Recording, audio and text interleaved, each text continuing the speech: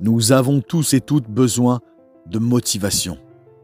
Nous avons tous, à un moment donné, besoin d'être reboostés, d'être motivés.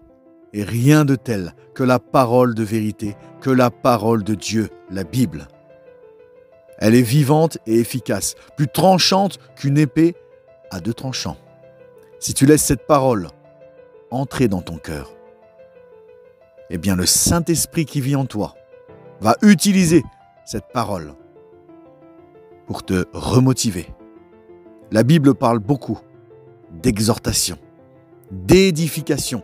Elle nous demande de nous édifier les uns les autres. En grec, édifier veut aussi dire construire. Nos paroles peuvent détruire ou elles peuvent construire. Dans ces vidéos de motivation, je parle régulièrement des moments difficiles dans la vie du chrétien. Pourquoi ?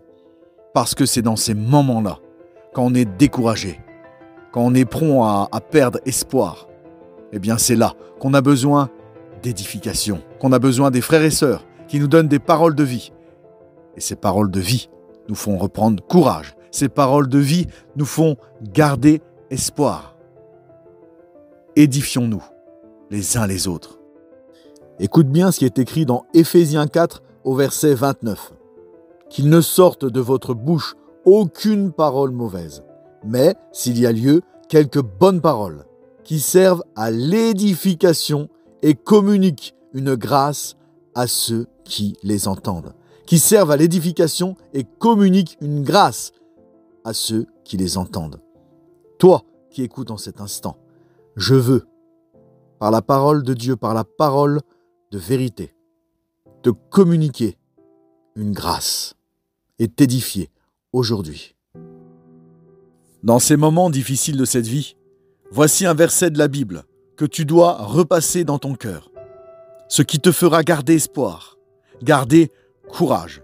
C'est dans Apocalypse, chapitre 21, au verset 4. Écoute bien. Il essuiera toute larme de leurs yeux, et la mort ne sera plus. Il n'y aura plus ni deuil, ni cri, ni douleur, car les premières choses auront disparu. Je répète, il essuiera toute larme de tes yeux, et la mort ne sera plus. Il n'y aura plus ni deuil, ni cri, ni douleur, car les premières choses auront disparu. Voici ce que tu dois repasser dans ton cœur. Tu le sais, nous sommes sur cette terre étrangers et voyageurs. Dans Acte 14 au verset 22, Acte 14 au verset 22, il est écrit « Fortifiant l'esprit des disciples, les exhortant à persévérer dans la foi et disant que c'est par beaucoup de tribulations qu'il nous faut entrer dans le royaume de Dieu. » C'est par beaucoup de tribulations qu'il nous faut entrer dans le royaume de Dieu. Dieu, dans sa parole, ne le cache pas à ses enfants. C'est la vérité. Nous aurons, dans notre voyage sur cette terre, beaucoup de tribulations. Mais en toutes ces choses, la Bible nous dit que nous sommes plus que vainqueurs en Jésus-Christ. Nous sommes plus que vainqueurs en Jésus-Christ.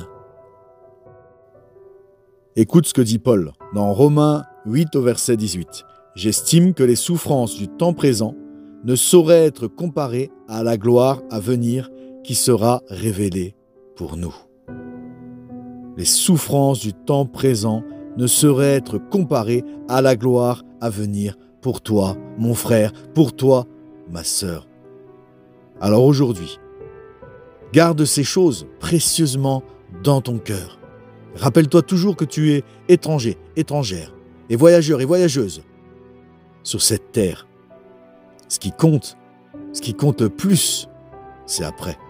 C'est l'éternité, c'est la vie éternelle. C'est quand on sera dans le royaume de Dieu. Tu dois garder en toi cette foi et cette espérance de tout ton cœur. C'est une perle précieuse. Un jour, il n'y aura plus ni deuil, ni souffrance, ni douleur. Toutes ces choses auront disparu. Dans les temps difficiles, eh bien, rappelle-toi toujours cela et repasse ce verset dans ton cœur. Sois béni mon frère et sois béni ma sœur. au nom puissant de Jésus-Christ.